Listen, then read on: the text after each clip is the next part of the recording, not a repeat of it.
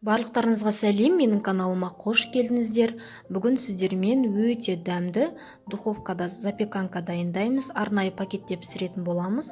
Міндетті түрде жасап көріңіздер. Ең бірінші тауық етін, тұз, бұрыш, паприка, май құйып барлығын араластырып 5 минутқа қойып қоямыз. Картоп және де сәбіз алдын ала турап аламыз, дайындап қоямыз. Картопқа арнайы дәмдеуіштерді саламыз. 1 шай қасықтан. Менде тауық етіне арналған дәмдеуіш және де картопқа арналған дәмдеуіш салып араластырып қойып қоямыз. Пияз және де тәтті бұрышымызды алдын ала турап дайындап қоямыз. Арнайы пакетімізді алып, тауық етін және де картоп, пияз барлығын осылай видеодағыдай араластырып салған дұрыс. Барлығын салып шығамыз.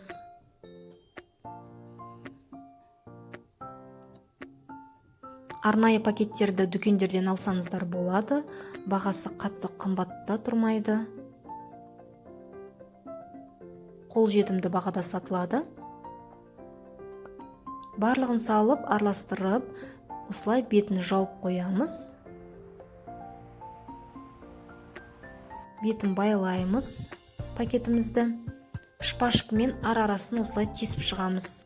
Себебі біздің запеканкамыз духовкада піскен кезде ыстықта пакетіміз ісініп жарылып кетуі мүмкін. Сондықтан да міндетті түрде арасын осылай мен сияқты тесіп шығыңыздар. Өте жұп-жұмсақ болып пісті. Иісі де өте керемет болады, қыздар. Осы тағамды мен отбасыма аптасына 1 рет жасап отырамын. Себебі менің балаларым да, өзім де керемет жақсы көремін.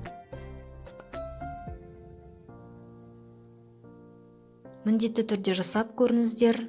Видеоны соңына дейін тамашалап, сіздерге ұнап жатса, шынайы пікір және лүпіл қалдыруды ұмытпаңыздар.